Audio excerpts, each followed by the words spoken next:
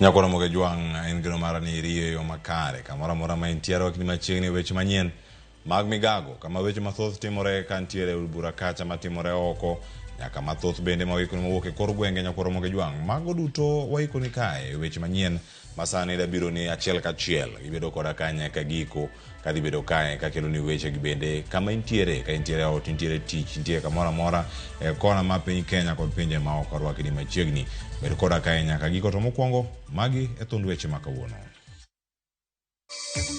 Ji 13 nyaka sani oyangni owito ngimagi e masira mar apaya motimore okinyi makawuono e apaya ma Nakuru Eldoret. Achich mar nek e kar dak makware en achiel kuom jotwech 13 mopondo kendo ringo koa tesendo bila magigiri. I, Beatrice Askul Moe, being appointed a Cabinet Secretary of Kenya, that I will well and truly serve the people and the Republic of Kenya in the office of Attorney General. Dorcas Oduoro chamo muma kaka Attorney General ka Beatrice Askul chamo muma kaka jatend migao pinje Afrika ma Ugwe. Tok jod bura podhogi.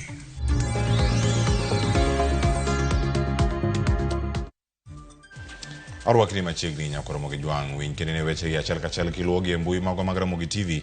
Wantie kacha Ramogi TV live e mbui mar Facebook achiel koda ka Ramogi TV KE e mbui mar X kod Ramogi TV Kenya e mbui mano mar YouTube. Kaituri koda nyaka giko nyakoro moge ngadhi bedo kakelo weche manyien nyinga Cleophas Oluoch jakisumo kanya kwaro mukeu nyaka chisango machiegni.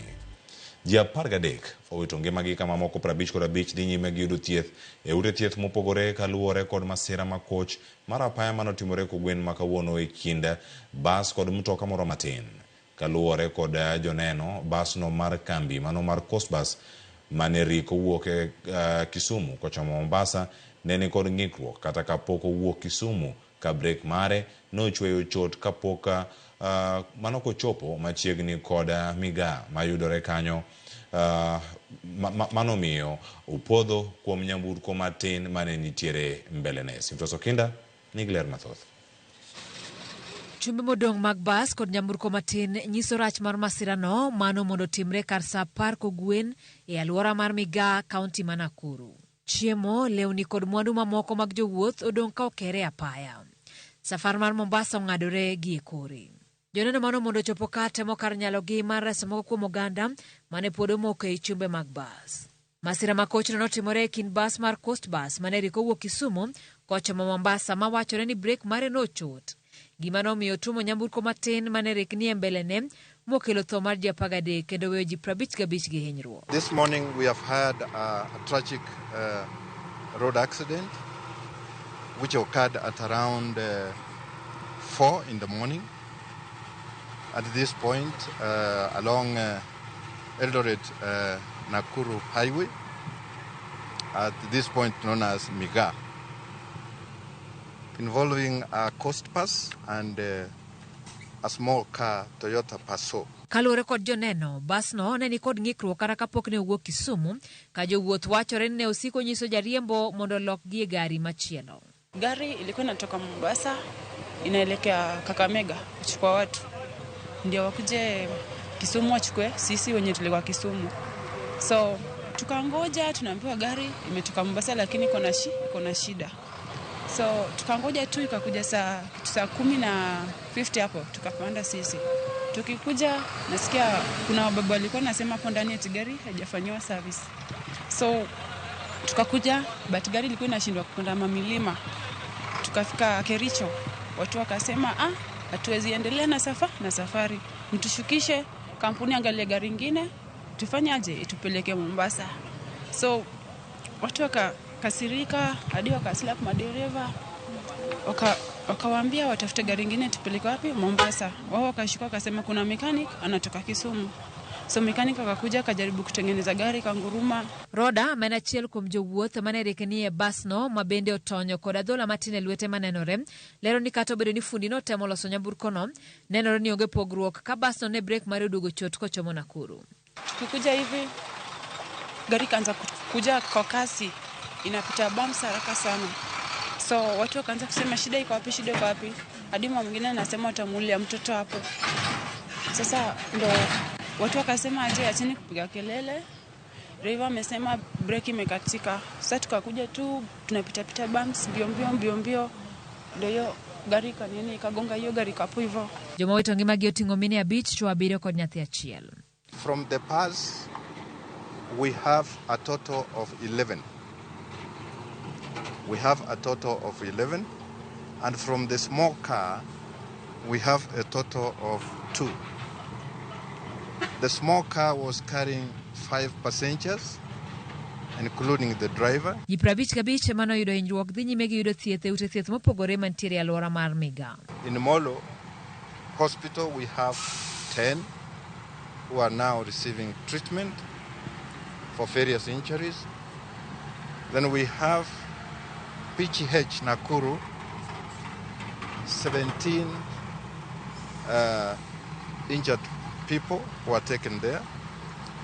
And also, Coptic has the largest number, a total of 28.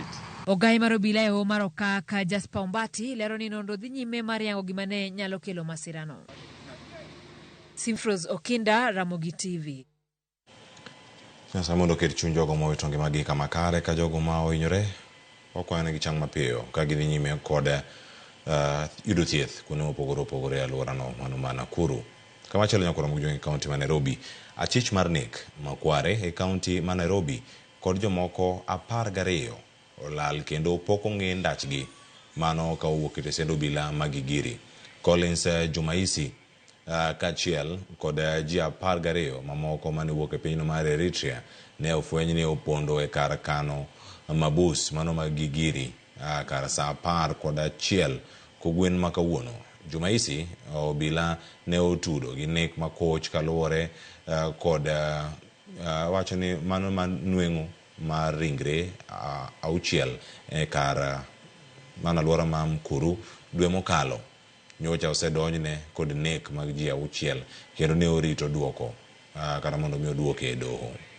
Bende kinde nyakoro moge jwangu gaye mar obila mano mako jolo Gilbert Masengeli gisani oketo bura kod jodito mage mago mag tendo obila mantiere gi giri ka luore kod lal mar achichno mano mar nek Collins Jumaisi.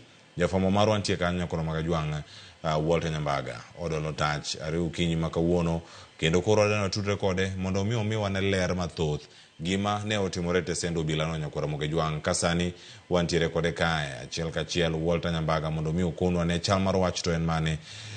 Kanyambaga nyaka sani chal mar wach en mane romo mane tendo obila obago obedo kare koso nyaka sani malingling mage ma oseyudo kotenore kod lal mar Jumaisi. Cleophas, ene gima seche moko de tami pimo makmana ni nyaka chop seche gendi e kiba wangi e ot makani endi en kama koro gi seche gendi moko kum tendo obila ma pacho kama kelo kanyakla kata mana jatend okwach kich ma en Amin Mohamed kind jotendo obila mamoko osebedo kod bura e iye kaendi ka gidhi nyime kod chenro makende mar temo faro ni ang'o manotimore to kata mana jatendo obila te sendo obila ma wantiere kaendi mar sub county magigiri ma osebedi kidadhoge kanyakla kod bad migao nogo mar ofwamb kich kiteme non gima longo ni ang'o manotimore nikech kit kaka oloso kendo kaka owuoyo oluwo ni kind seche mag saa 11 mana kaka pile ne itemgo imiluongo ni rango alwora mar kar romand ni endi mondo mi nini to lwasi chalo nade. Chenro mobila osebedo kadhi nyime pile ka pile seche mag 11 mondo mi gin bende kod ikruok mar weyo tich ne obila mamoko biro donjo makmana ni oluwo ni kane odhi e kar kawo migago midendo ni kantin kendo kanoduogo mondo mi en bedo chwal ne jo mabuse mantiere ye kanyogo gima nyalo gago do kech to koduogo to buok maduong' ni odonjo kuome kendo bende oluwo ni kanye manochich godo ni jogo mane ogeng'negi e romand makani ji 13 duto ne osendonyo ng'wech kendo wuok. Kata kamano kane wachopo kae seche moko mokalo machichom seche 2 ne wayudo thuolo mar go tiklo kendo ba wang'wa e kanyono ma iwacho ni jogo mane ntiere iye kama no geng'negi e otemo pondo godo. Penjo maduong' modong' ka koro temo wuok kendo bende nyiedhore malach en ni to ere kaka ong'enge mane ogeng'o wiye kanyo endo, ma bende ok ong'enge mayom, en ong'enge motegno mongirore matek matimata, ma bende muke biro dwaro tiyo kod gik moko machalo kaka masinde motegno, ojalo madongo dongo kod ludhe kata mana chumbe motegno mondo mi muke godo, kendo en tich manyalo kawo dhano seche malach mondo mi gimuk kama chalo kama. To bende ok waneno chal moro kata ranyisi moro nitiere temo muke, mak mana ni koro wawe mano ne obila mondo mi oyange, nikech nitie bad migawo mar ofwamb kich mosebedo ka nono malong'o kendo timo choko weche gi mondo kel kanyakla mondo ol wach, mak mana ni nyaka chop seche giendi koro gintiere iye kaendi mondo mi gitem do iye matut, mak mana ni achich Collins Jumaishi kanyakla kod jomoko moko jopiny Kenya kaendi 12 to koro gi seche gi pedho ni timonegi apedha ni gimoyangore ni gionge alwora mar Tisendo Obila ni endi gima nyaka chop seche giendi osekelo lwasi ok obedo mamiyo ahinya, kaluwore ni seche moko ng'ato chal ka gima ne oninde tich. Mane chal mantiere kaendi, kendo bende yiena mondo awegi kanyo nikech nitiere twak moro mabiro kaendi mana nyiri moko machuok mondo iwinj gima dhi nyime, nikech koro kama koro gike niendi tutapata nafasi ya kusikia wale wanaochunguza hili kesi na tujue ni lipi limefanyika hapo dakika zilizopita. Asante sana Cleophas. Kamana ahinya Walter Nyambago wuok kan kata kamano warito neno ni jok mage ma biro chunguza kesi mantiere kanyo maluwe achiel kachiel. Mano ka gintiere kanyo Gigiri, mano e sub county ma Westlands, bure Nairobi kae kama Chich, mano Jumaishi ne olal kod achiche mamoko mane ntiere mano kar kano Mabus 12. Nyakwaro Moge Jwang' weche thoth ahinya mantiere kar ka, ang' wamiyi thuolo mag rango gi achiel kachiel. E sigana machielo, Nyakwaro Moge Jwang', Dorcas Soduor ochamo muma kaka ton jener mokwongo mamiyo pacho kae ka Beatrice School to chamo muma kaka jatend migawo mar pinje Afrika ma Ugwe e nyasi man otelie kod jatend piny William Ruto okinyi ma kawuono. Ruto okwayogi mondo gichwal tijegi kaluwore kod manifesto mar sirkand piny Kenya. Kamano bende okwayo Dorcas mondo oneni okonyo piny owacho e buche mathoth ma omako piny owacho kanyakla kod mago mamulo ngima jo Kenya mangima e neno ni chenro mag chike odhi makare kaluwore kod chike mag piny.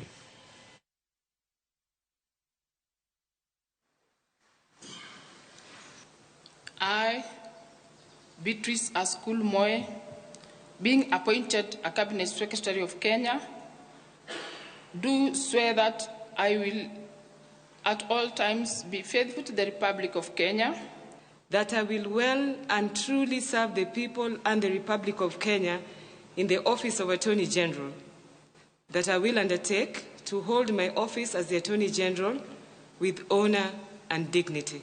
So help me God.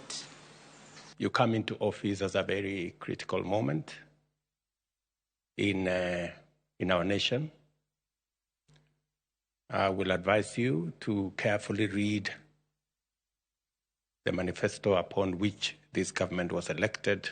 We have huge awards against government, running into, I think, 600-700 billion. That has been occasioned by underrepresentation of government in many cases. It is very important, Madam Attorney General, that you work with all the other agencies to make sure that that responsibility and legal representation to both government and the people of Kenya is timely. Kamachelo, komiti mar od bura ma ochung'ne weche mag arita opuodho yiero mar Douglas Kanja kaka ogai mar obila. Kanja moyier e mako lemo e yor kojolo mano ka komiti mar od bura ne onone mano ka giko mare to koro gichiwo puoth margi. Kanja dhi kawo kar Japhet Koome mane ogwetao.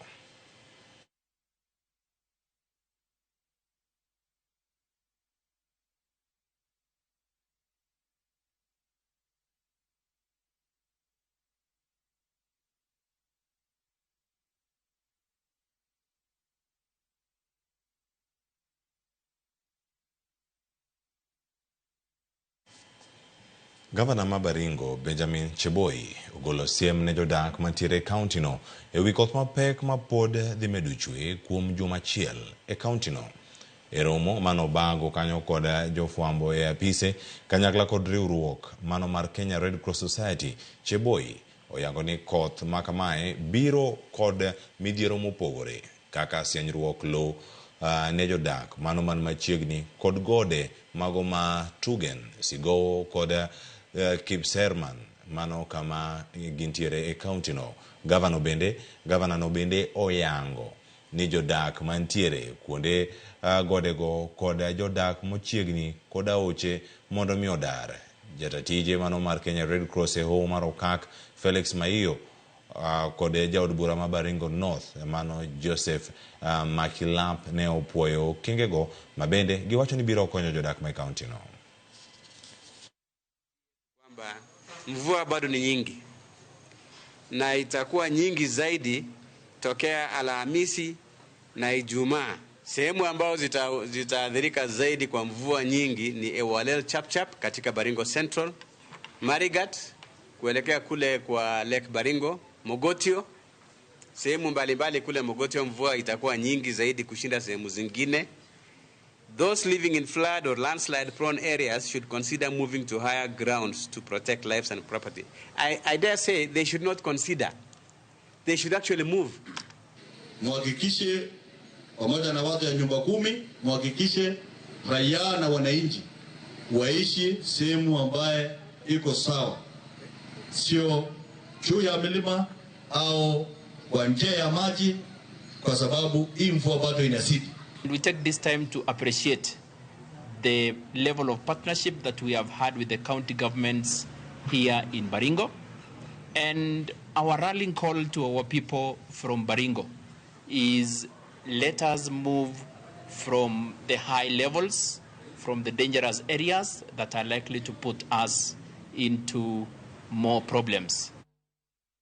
Nyakoro mokejwang mano kelo yweyo mokwongo dakika osekalo 18 tok saa 7 seche mag Afrika ma ugwe kama medo gonwero kama na nya kuom kete karkae weche thoth anya mano koni kama ndiknwa kikonwani into iluwo chenro yo mane ka intiere kanye kora kala ne ote ari adek moko mantiere karkae kato bang'e waka ywewa odiochiengni ma kawuono mabende wayudo weche manyien mawuok e konde mopogore ndikonwa wacho ne SMS line wa en ari adek auchiela nono kasani ndikonwa kachiel to asomogi nyakora mojwang Francis Wasona mano wuod ahero mano wuod nyahero wacho ni maru yo mandigwa Cleophas awinjo news yo makare mak mana ne lit mayudo en ni jogo manedhi Mombasa mago mawito ngima gi salga donge demak dhogi aya bahati Africana wacho ni okeunya ka sangwana neno migago kama ler kantiere dala makaka Mega Town CBD wacho ni to gima dhiera eni ere kaka sirkal nyalo bedo gi chir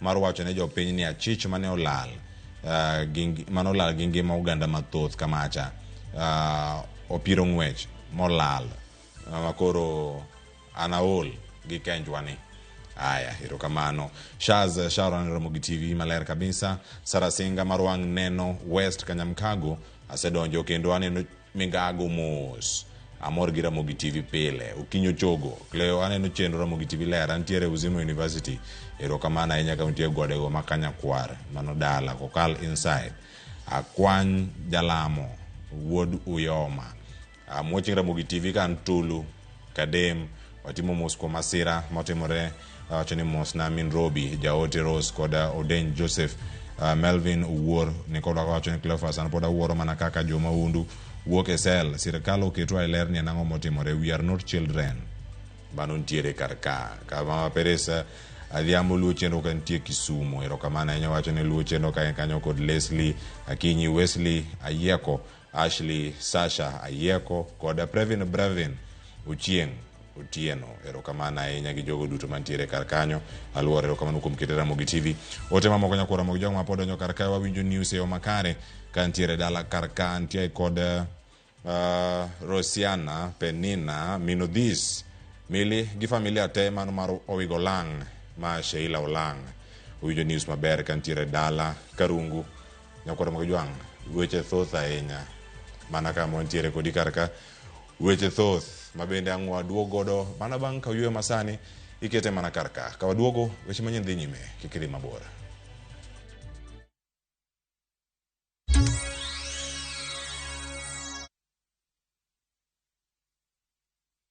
Jipange na View sasa imerudi kwa mbwembwe na vishindo.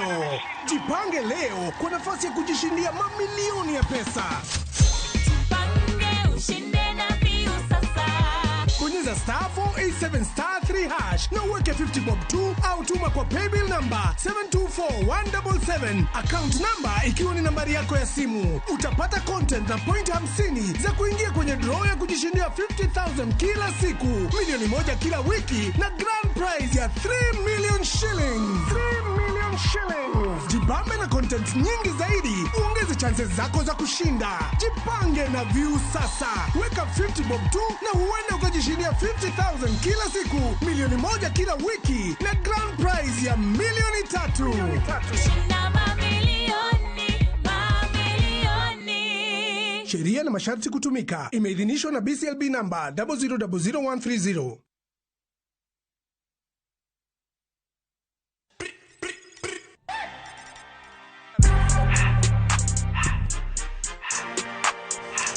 Wagwan, what's happening? It's your girl Aziza Hashim, aka the Media Messiah. And we're back on radio. Na tumekuja kwa ubaya, tumekuja na maform deadly. We are breaking out of the norm. I hope you're ready every Monday to Friday on Hot 96. It's hot when I'm on your radio. Everything litty, I love when it's hot. Turn to the city, I broke Hot 96. The world is coming to Kenya, and I am going to Kenya. La la la la la la festa, la la la la la festa, Kisumu Gala, karibu karibu, karibu karibu, Mama Africa. Say welcome to Kenya. Music, arts and culture, Festival Africa, our traditions and carnival. Welcome to Festa, food and texture.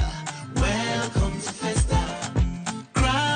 Sculpture, African banana, coconut and samba, can get on the reggae, dancehall kamakosa, dancehall Afro jam rock. La la la la la la festa, la la la la la festa. From August 25th to the 1st of September 2024, Kisumu, Kenya welcomes you to Festac Africa. To book your travel, visit viewtravel.com, the official travel partner for Festac Africa Festival.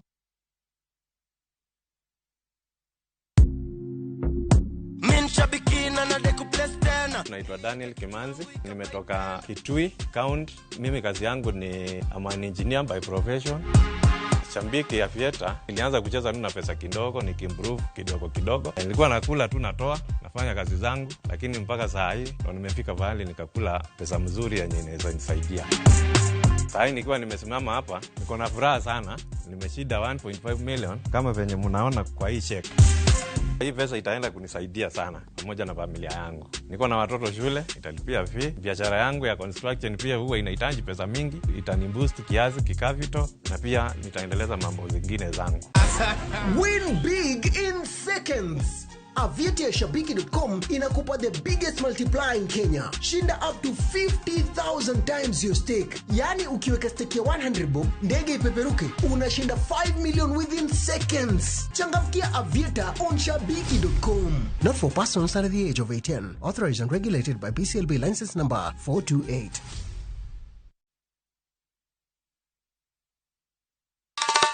Ma echenro makeloni danji maliet.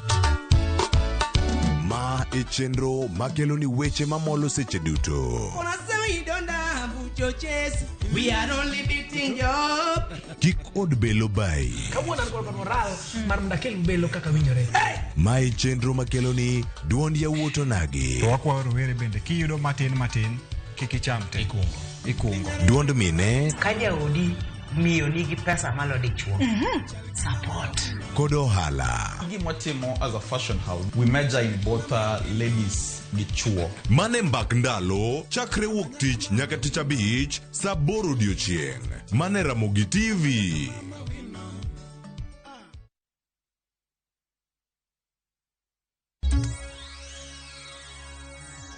Jatend migao mago mano machiegni kendo atimo mos machiegni e tielo ni mano magweche manyien mabende wadhigo nyime kata kae ka warango ne ang'o matimore konde mopogore opogore. Jatend migao mag mwandu mayudore e bwo lowo Hassan Ali Joho nitiere limbe mare kaunti ma Kisumu mano ka olemo chenro mopogore opogore kod mago mag dongruok mag piny owacho mantiere e bwo migape. Magi notimo limbe bende dho wath mano ma Ogal kod mano ma Asat kama bende olimo apise mag keme otene kod jotelo mawuok e kaunti ma Kisumu. Bende koro sani wanya yuda ne thuolo mar winjo kaka ne Ali Hassan Joho loso ka entiere kaunti ma Kisumu kama bende oganda mathoth ne oyudo thuolo mano mar winjo chenro ma entiere godo e chenro goduto wawinjane. Building more than 9 learning sites in this lake region. So today we're visiting the first 2 and we'll come and obviously look at the others. But the point here is to consult both the local leadership and the local residents and the users. That's why we're here. They would like to know the stage at which that project is because I think in February... Yes, we are designing. Saindo nimekwambia. We have come here so that we can capture the ideas, the demands and the needs of the people. So, for example, when initially were discussing this project, we didn't think of a market. But our coming here today has informed us that there may be a need for a market. And also the support infrastructure. We came here so we could see it, so that we can even share some of the needs with other departments of government or ministry of government, so that we can have a holistic approach. And that's exactly why we are here. Kusikiza maoni ya wananchi na matarajio yao katika miradi ambayo tutaleta mashinani. We want them to get involved. Wajihusishe, waelewe na wajihusishe.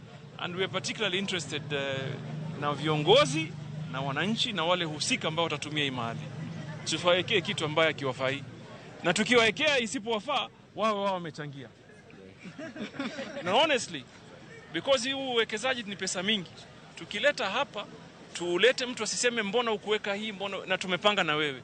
So tutapangana hapa katika upangaji wa hii wa huu mradi.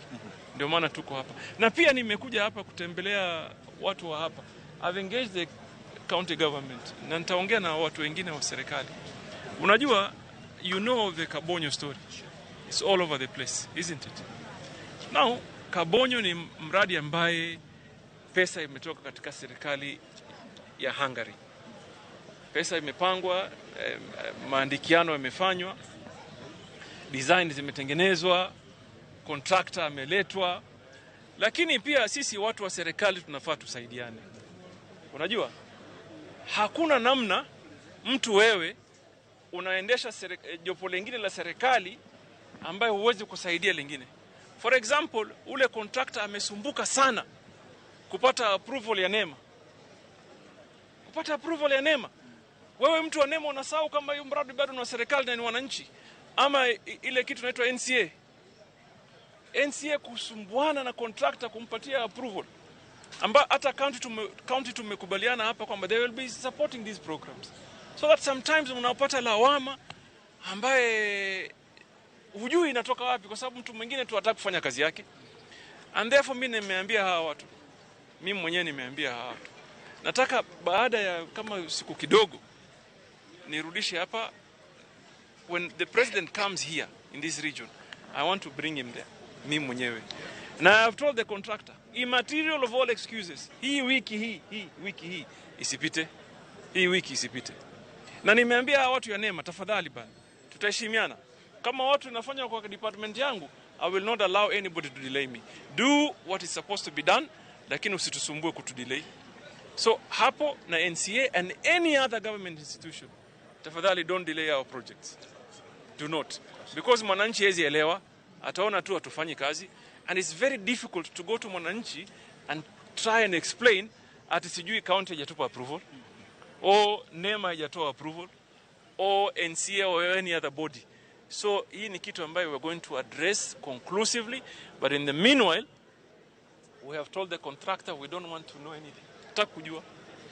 Taki kuelewa hata ukitujulisha hatuelewa. Go on the site.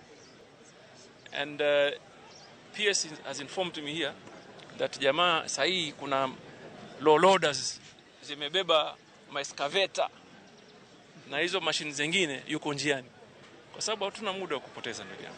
So tuko hapa kufanya job na job tutafanya. Asante. Thank you so much. Thank you.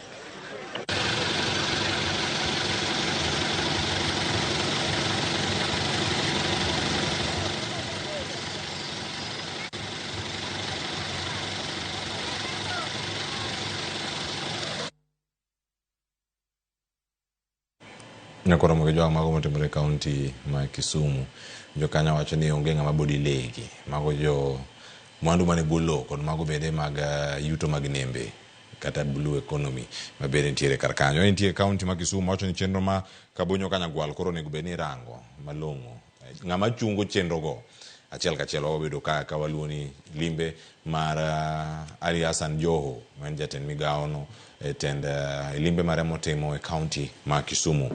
Kama chelo nyakora mgejwang jatend migao manyien mano mar tije kod arita mar oganda Alfred Mutua osingo keto e chik atamala uchiel mano mar osara ne jotije sirkal kaka ne osingi kod jatend piny Kenya William Ruto e kinde nyasi mar leba.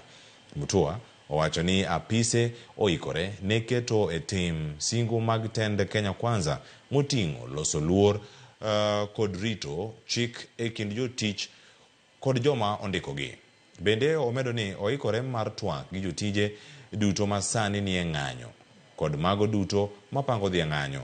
Jagoro maduong' mar kotu Francis Atwoli mano yuore romo no e apis jotend migao no bende omedo kwayo migao no mondo onon ngima jo Kenya matiye pinje maoko. We had a 6% increase in wages in the last Labor Day.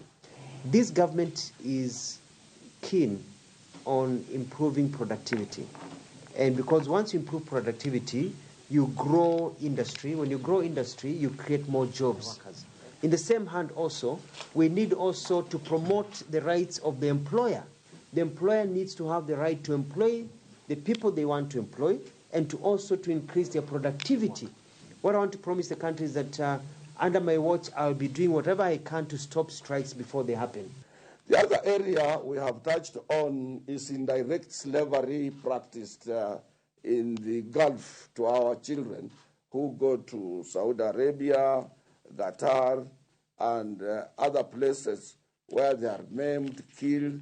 Every morning, if you go to Jomo Kenyatta Airport, the Qatar airline is coming with a coffin of a Kenyan girl.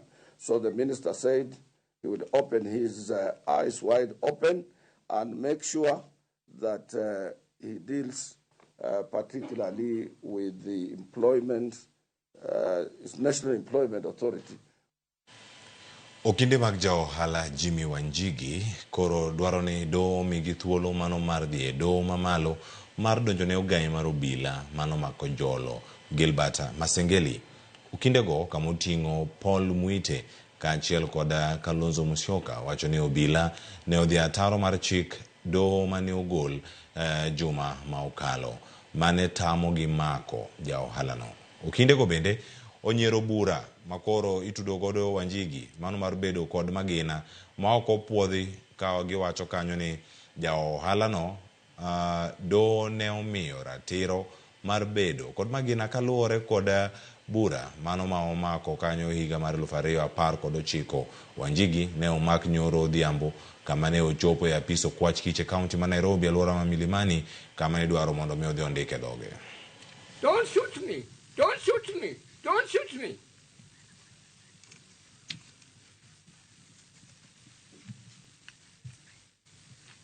The law of proportionality in arresting individual. The law of proportionality in carrying out search had been abused. Article 157 of the Constitution, which clothes the DPP with authority to commence a criminal process, as read together with the ODPP guidelines to charge 2019, is not an absolute right. It should not be used to settle personal, political, or business cause. And a party who is aggrieved As read with the DPP Guidelines to Charge 2019, is not an absolute right for the DPP to commence or prefer criminal charges as and when requires. There are checks and balances. Weche mag somo jopuonj ma pacho kao jiwo mondo ket tenge ng'anyo magichano mondo miyo sirkal kod mondo migi sirkal kod od bura thuolo mano mar kalo paro mar chik mar omenda mabiro kelo meto mag osachgi. Jaod bura magem Elisha Ochieng bende noyango ni onge gima sirkal nyalo timo sani ka paro mar chik mar omenda mahiga ni kod mahiga mar 2020 kod adek ne owitoko. Elisha noyango ni onge sirkal minyalo taka onge osuru michoko to kata kamano odhi nyime kowacho ni jood bura biro kadho chike ma ok owinjore kod jopiny e paro mar chik mabiro. Right, isn't it? But let me remind the teachers, the finance bill that was carrying part of their money 2024 was dismissed. The president in his wisdom decided to use the finance bill 2023. The courts equally dismissed. So the finance bill we are using now is 2022. So that budget that was put for teachers was removed in 2024 finance bill when it was dismissed by Gen Z. I want to ask my fellow teachers, Jack, you are here. Allow us as parliament to pass a reviewed 2024 finance bill and you will be paid in arrears. That's my humble request. The decision is up to you.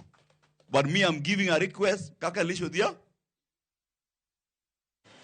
Aya, ne oloso e sikul no mano ma skund sekondar ma Nyangulu ma yudore ward mano ma East Game odhi kanyo chiwo nyamburko ne sikul no.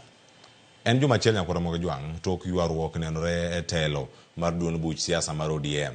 Bade ma Kilifi e kind riwruoge ariyo mago mag rowere. Ka koro riwruoge ariyo ma yudore e county mano ma Taita Taveta owuok kendo koro kwedo tim makamano. Kotali kod jotendgi riwruogno okwedo weche mano wachore ni jochung e lo riwruogno bade ma Taita Taveta ne or Kilifi e konyo tieko ywaruok e kind riwruoge rowere ma Kilifi.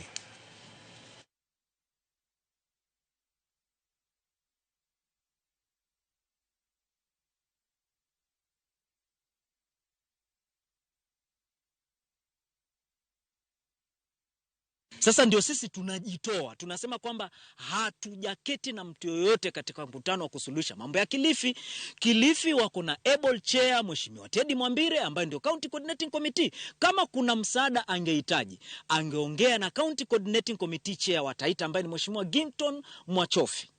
Ataita the whole CCC leadership, alafu akiona kwamba hii inahusiana na upande huu, atapatia one of the party organs. Yule ambaye alikuwa ameenda katika chama cha PA then amerudi katika ODM. Unapoondoka katika chama, unaporudi haimaanishi kwamba utakuwa na kile cheo tena. Kile cheo kinakuanga kimeshaondoka. Unarudi kama member but not as a leader. Tumeweza kufanya a lot of consultation with the other leaders, including the all nominated and elected leaders wa ODM katika kaunti yetu ya Taita Taveta. Nimake tumeweza kukuja na suluhu hii ya kuweza kusimama kidete kama vijana. County Maembu kanyakla kod Bloomberg Philanthropies mago chano konyo riwruoge maromo 29 mano mag rowere kod omenda maromo $6.5 e gero kendo tayo okenge mag kedo kod lokruok chal mar kor lwasi. Riwruogni ochano kanyo mar konyo e county no mosebedo kanyo kakalo midhiero mikelo kod lokruok chal mar kor lwasi kama oting'o nok mar pi kod kethruok mar alwora. Gavana Maembu Cecily Mbarire nochako ayanga aguluno mano mar Youth Climate Action Fund kanyakla kod riwruogno mano mar Bloomberg Philanthropies mano kama biro konyo riwruoge mantiere county no etayo chenro magi e kedo kod lokruok mar kor lwasi. Jotelo mawuok e county Maembu opuoyo okenge makamao. We opened an account and we got our first grant of $50,000. Now that comes to about 6.5 million. And there are very clear instructions of how that money should be distributed. So keep at it, start wherever you're starting at, we'll support you to make sure you succeed. And all of you that are doing amazing things will support you. So we are doing a lot of projects, and this fund actually will help us to champion the climate issues within Embu County. This is a great opportunity because this is the sector that needs youth to transform life. Tunataka tuende tuelimishe watu umuhimu ya kutunza mazingira yetu. Kwa nini wanafaa wachukue hii majiko mpya yenye tunaleta huko mtaani ili waache kutumia kuni mingi ambazo kukatakata kuni na kukatakata misitu ina contribute towards climate change. Jatend migao mar thieth Deborah Baraza ochiwo ler ni ng'at achiel manyocha oyudi gi ranyisi mar tuo guonyo mar mpox makoro muoch osechango kendo onge ng'ato machielo mosegamo tuono kendo. Kaka jafwambo marwa Efinya Kidi lero, nonro mar rango jopiny pod dhi nyime kendo moloyo to e tong' matudo Kenya gi pinje malibamba. E kinde ma nonro pod dhi nyime ewi muoch mar tuo guonyo magalagala mar mpox, ten migao mar thieth pachoka owacho ni giseketo kenge makare moting'o mopim ne jowuoth e tong' mag piny Kenya kod pinje mamoko kachiel gi neno ni jolony marango landruok mar tuo ni oikore makare. We have heightened surveillance and we are conducting routine monitoring. And that is even why we are visiting here to ensure that the teams are ready. The rapid response team is ready, surveillance is ongoing, contact tracing is ongoing. We have also done a communique to the healthcare workers on what to look for to be able to identify what mpox is. We have developed clinical guidelines to be able to elucidate the case diagnosis of mpox. Jatatije migao thieth Dr. Patrick Amoth bende owacho ni piny Kenya biro yudo chanjo makonyo e geng'o tuono e kinde mabiro, kendo chanjo makama ibiro kuong chiw ne jogo manie rang'iny mamalo mar gamo tuono. Africa as a continent, we require 10 million doses of vaccines. We are assured by the Nordic manufacturer of the vaccine that by the end of the year we can be able to have about 2 million doses. But the vaccine will not be for everybody because of the scarcity in terms of the availability of the vaccines. So we are going to prioritize who are the risk population to be able to be put at the forefront for vaccine administration. Nyakasani, yangore ni ji 29 manyocha ichichgoni ni kod tuono osepim ma oyud ni onge kod tuono. Migao no bende lero ni nyaka nyocha tuono muoji mana ng'ato achiel kende ema osegame kendo osethiedhe mochango. Matimore ka johala kod jodak ma itong' Isibania matudo piny Kenya kod Tanzania to pod odak kod luoro ni tuo mar mpox nyalo monjo gwengego kaluwore gi kikruok mar ji. Kama naishi hapa Isibania, tunashare boda hapa na upande wa Tanzania. Kwa hiyo ni ugonjwa ambao umeniogopesha sana, na hapa nilipo ukweli kulingana na hii kazi yangu na nabeba watu wengi. Sasa uwezi jua unabeba nani. Hizi kazi tunazofanya lazima ushike msalimia hata kwenye mkono nini juu siwezi jua ugonjwa unaambukiza mtu kiaje. Unaona, sasa ningeomba tu serikali tusaidie, ituoneshe njia ya kujikinga na ugonjwa. Kata kamano, edwoko mare ka oloso e kinde twak mare. Dr. Amoth olero ni gimedo keto kenge mag tiego ganda jo Kenya e wi yore magi nyalo fwenyo kendo geng'o godo landruok mar mpox. It is important that we communicate to the communities, and therefore we are upping our game in risk communication and community engagement. This is so that we all move together as a country. Community becomes the bedrock in terms of interrupting transmission. Kochopo sani, nonro mag ji 26 osekaw mar mondo omeny kadiponi gin gi kute mag tuo mar mpox. Kuom magi, 10 osechwal e kuonde timo pim kata laboratories. Efinya Kidi, Ramogi TV, Nairobi. Moko kuom jokanyo mag Mau mawuok e kaunti ma Migori oseyo piny owacho kuom rem miyogi chudo magisebedo kanyo ka gidwaro kuom higni mathoth. Giywak ni piny owacho ok osedewo gi kata bedni ne gikedo malich mondo piny Kenya oyud loch. Jojoma nigi ler mathoth. Higni 60 nyaka ne piny Kenya yudo uhuru kowuok e lwet jowagunda moko kuom jogo mane okedo mondo koro piny Kenya yudo uhuru mawuok e kaunti ma Migori pod bandho chudo margi kawuok kuom piny owacho. Ng'eny gi hikgi oniang' kendo gin mayudo chudo kapod gingima koro rumo. Sirikal oparie jok machalo kamano manokedo ne piny kako nyango siasa baridi. Nikech negi kedo ne piny to okone ber mar kedo cha. Ezekiel Onyango, mabendo ng'ere kod nying kako nyango siasa baridi, en achiel kuom jogo mane okedo mondo piny Kenya oyudo uhuru. Bende mano mna chiwra ni chwada lisasi ka ok ogol Kenyatta to mane rumba. Atimo gik madongo e dwaro loch mar Kenya ka. Andiko ne kata Queen Elizabeth through colonial secretary mondo Kenyatta owuog e lweti twitch. En achiel kuom jokanyo mag riwruogno mar Mau Governing Council ma osebedo karito chudo mare. Onyango mowuok e gwenge mag God Kweru e sub-county ma Suna West odiochieng' manyoro ne ohingo higni 100 nyaka ne nyuole. Duoko ne Nyasaye erokamano maduong' kuom rita ma chopo higni 100. Ji mang'eny ohero gik mamit kaka ring'o, abula, ang'o. Tan gima konyo okanyo ngimana ni asiko kod alot, chamo alot adek ma suga, bo, akeyo, gapoth. Mama put a tegno, put on strong, makatini anyalo goyo dhoga chico.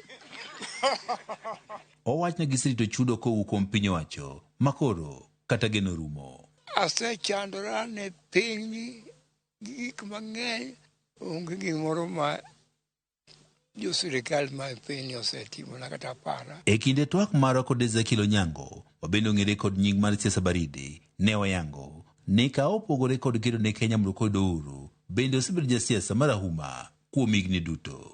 Nikapewa jina la Onyango Msuba, siasa baridi, sikuingilia mambo za uchochezi. Kao chakiga mar 1963 nyaka sani, Onyango osebedo e duond burano mar KANU kendo pod entie kanyo kananga ka achiel kod tai mar KANU mane onyiewo higni mathoth mokalo bende pod orito maber.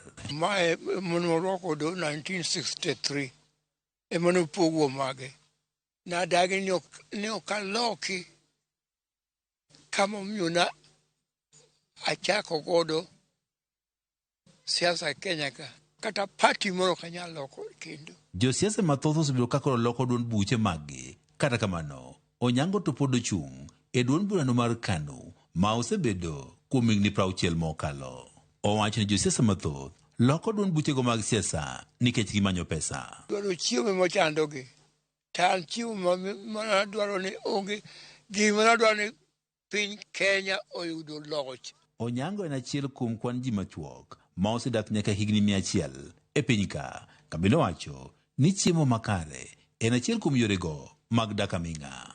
George Juma, Ramogi TV, Migori. Winjo nyinge Onyango siasa baridi.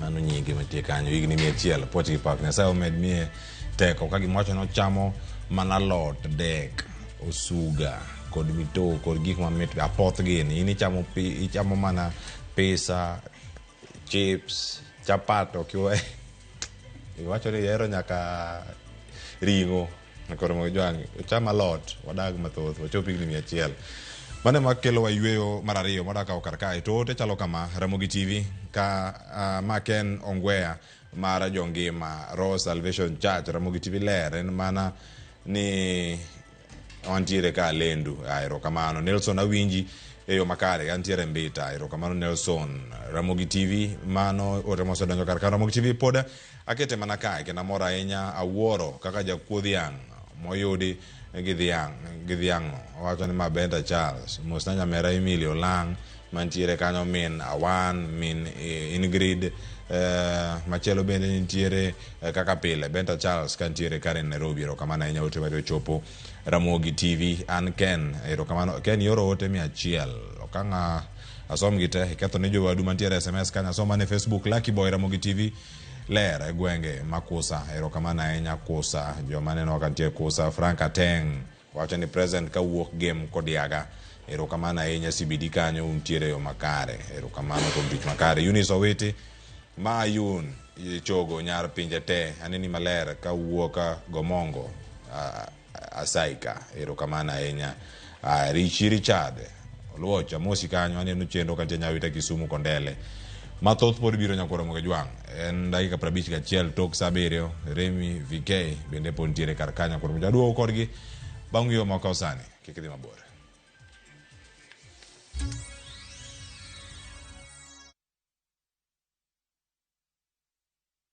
Ligi imerudi. Your favorite team na players wako back in action. At Shabiki.com, kila siku ni siku yako. Weka beti yako ya 49 bobo on at least 3 games na ukamate free bet ya 100 bob leo.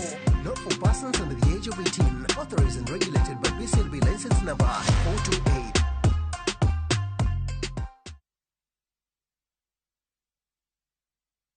Sifa hizi zote ni zako baba, chukua, chukua, he. Chukua, sifa hizi zote chukua.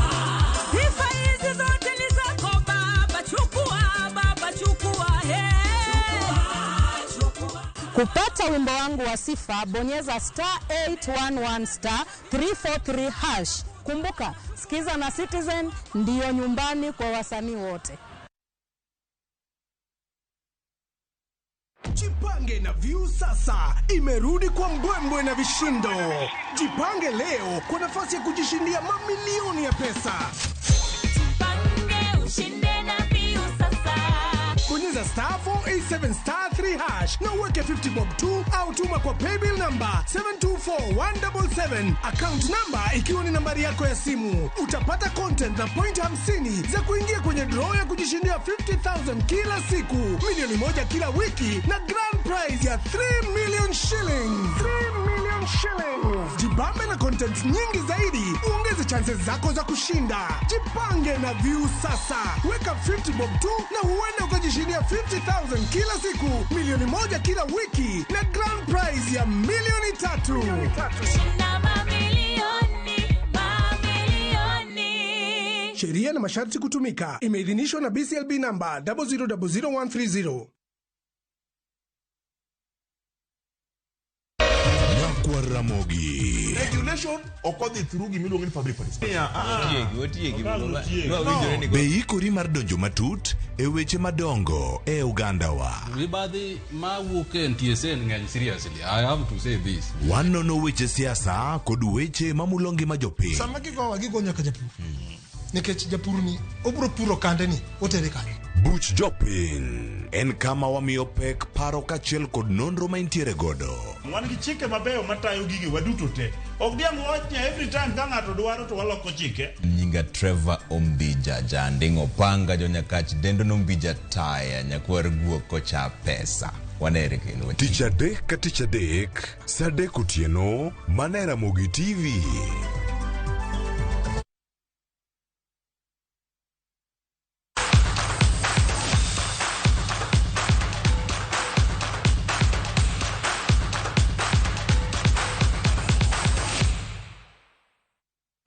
Moge Jwang machiegni ma en tielo mogik makeloni ka weche mag tuke mathoth ahinya mosebedo ka e lig ma pinyno mano ma Ingereza osebedo ka chaka dhi nyime. Tugo tielo mokwongo, tuke mokwongo tik nyoto tiyo negi rumo kama kaka duoko ne chal. Club mar Tottenham Hotspur nowuok amodhi mar